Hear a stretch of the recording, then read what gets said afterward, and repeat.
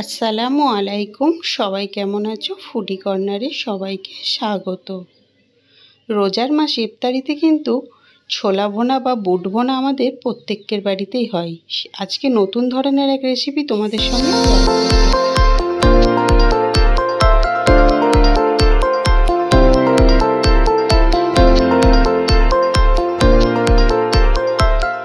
একেবারে নতুন পদ্ধতিতে কিভাবে ছোলা ভোনা বানানো যায় আর এত সুন্দর টেস্ট এই ছোলা ভোনাটার খেতে না দেখলে বুঝতে পারবে না, তাই পুরো ভিডিওটা দেখার অনুরোধ রইল।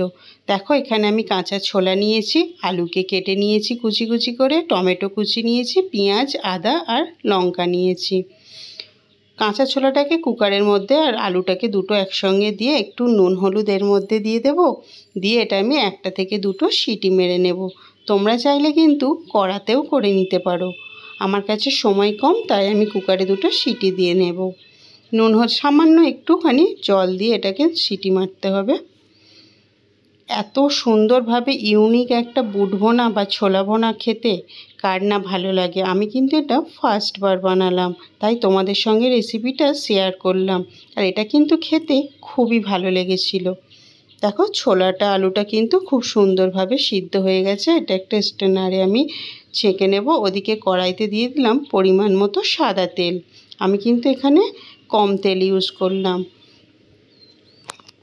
তেলের মধ্যে আমি আদা কুচি আর কেটে রাখা লঙ্কাটা দিয়ে দেব। আদা কুচিটা কিন্তু অবশ্যই দিতে হবে, তাহলে কিন্তু এর স্বাদটা অনেকটা বেড়ে যাবে। আদাটাকে দেখো আমি গ্রেট করে কুচি কুচি করে কেটে নিয়েছি। সুন্দরভাবে আদাটা লঙ্কাটা একটু লাল লাল হয়ে গেলে এর মধ্যে কেটে রাখা একটা পেঁয়াজ দিয়ে দেব। পেঁয়াজটা কিন্তু আমি পুরোপুরি লাল করে ভাজতে যাব না, মিডিয়াম লাল করে ভাজা হয়ে গেলে পেঁয়াজটা মধ্যে আমি দিয়ে দেব সিদ্ধ করে রাখা ছোলা আর আলুটা। পেঁয়াজটা কিন্তু অনবরত ভাজতে হবে, না হলে কিন্তু একটা সাইড লাল লাল হয়ে যাবে, অপর সাইডটা সাদা রয়ে যাবে। দেখো, কালারটা কিন্তু অনেকটা চেঞ্জ হয়ে এসছে। এই পর্যায়ে দিয়ে দিলাম কেটে রাখা টমেটোটা। ছোলা বোনাতে টমেটোটা দিতে কিন্তু খেতে বেশ টক টক লাগে আর সুন্দর লাগে। তোমরা কিন্তু না চাইলে নাও দিতে পারো।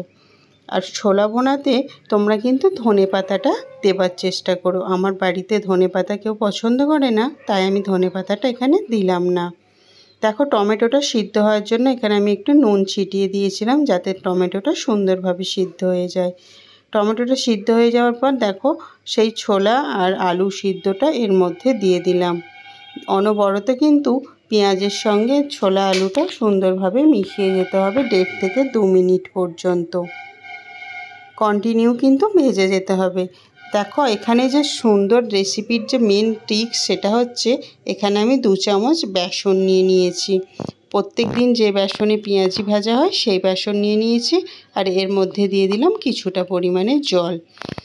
জলটা দিয়ে বেসনটাকে সুন্দরভাবে মিশিয়ে নেব মিনিট খানেকের মতো, যাতে জলের সঙ্গে বেসনটা সুন্দরভাবে মিশে যায়। আর এই বেসনটা যদি দিয়ে তোমরা ছোলা ভোনা করো, তাহলে কিন্তু দেখবে সবাই খেতে কত পছন্দ করে। একটা ইউনিক রেসিপি, তোমরা কিন্তু একবার এরকম বানিয়ে দেখতে পারো। দেখো, বেসনটা কিন্তু পুরোপুরি সুন্দরভাবে গুলে ছোলার মধ্যে দিয়ে দিলাম। প্রথমে কড়াইতে একটু ধরে ধরে যাবে, কিন্তু তারপরে এটা অনবরত নাড়তে হবে আর কড়া থেকে পুরো সুন্দরভাবে পুরোটাই উঠে আসবে। এটা আমি ফার্স্টবার বানালাম, আমার কাছে খেতে কিন্তু অসাধারণ লেগেছিল। আর রেসিপিটা এতটাই সুন্দর আর এতটাই ভালো লাগবে যে কারোর, যে একবার বানালে বারবার বানাতে ইচ্ছা করবে।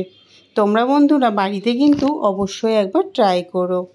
আর এখান পর্যন্ত ভিডিওটা যদি ভালো লেগে থাকে, তোমরা কিন্তু লাইক দিতে ভুলো না। বেসনের মধ্যে আমি নুন দিইনি, তাই আমি এখানে একটু নুন দিয়ে দিলাম। অনবরত কিন্তু নাড়িয়ে চাড়িয়ে যেতে হবে 2 থেকে 3 মিনিট পর্যন্ত, যাতে নাড়িয়ে যেতে হবে, যাতে বেসনের পোড়া কাঁচা গন্ধটা চলে যায়। দেখো, কালারটা অনেকটা চেঞ্জ হয়ে গেছে। এই পর্যায়ে আমি ওপর থেকে দিয়ে দিলাম চাট মশলা। চাট মশলাটা কিন্তু দিতে ভুললে হবে না, চাট মশলাটা কিন্তু দিতে হবে। বা চাট মশলা যদি না থাকে, তাহলে কিন্তু ভাজা জিরের গুঁড়োটাও দিতে পারো। দেখো, কড়া থেকে সুন্দরভাবে উঠে আসছে আর বেসনের কালারটা কিন্তু পুরোপুরি চেঞ্জ হয়ে গেছে, সুন্দর একটা গন্ধ বার হচ্ছে। তখনই বুঝে নিতে হবে যে ছোলা ভোনাটা প্রায় রেডি হয়ে গেছে।